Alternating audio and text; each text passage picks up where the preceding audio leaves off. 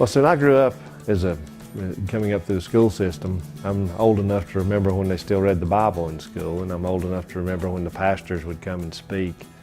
And I remember what an influence it had on my life as a child, and growing up through elementary school and being able to view the Bible, and the teachers would discuss certain areas of the Bible that was relevant to life situations for whatever we were studying at the time.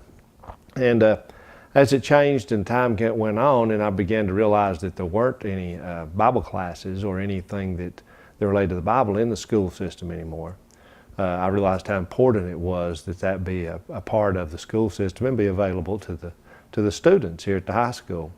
We saw an opportunity to educate young people, even though it seemed to be taboo, even 4 or 5 years ago, in my understanding, that Christian education, especially during the school year, the school day, was something that you didn't do because of separation of church and state.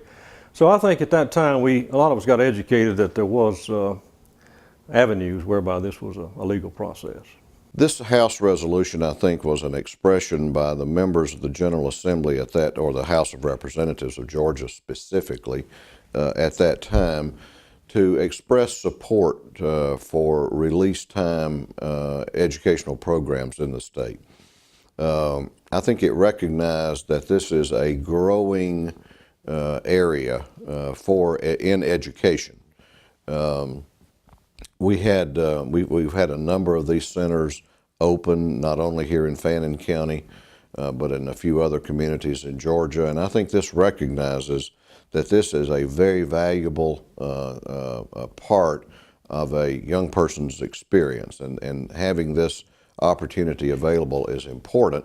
And I think the legislature wanted to go on record to endorse all of the efforts that have been made. And you know, the interesting and very important point about this is that none of this rather, involves taxpayers' money. This is all private funds. This does not infringe on the public treasury, either of Fannin County or the state of Georgia, and that's why why it's so vital that we support the mission of the center. They have their own classrooms, teachers, curriculums, and other materials. These classes are elective. The students must volunteer for it, and they must have their parents' approval. They also must be approved by the local school board for the programs during their school hours, but they have no control over the operation of the program.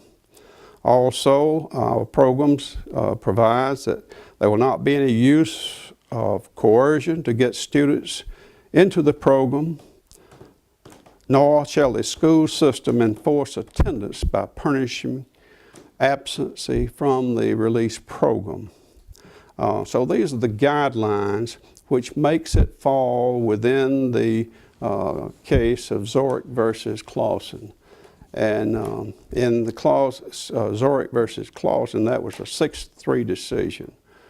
And I think at this time, as long as we stay within those guidelines and the school merely accommodates their schedule so as to provide for time release programs, that we stand a good chance of being able to continue to have these time release programs.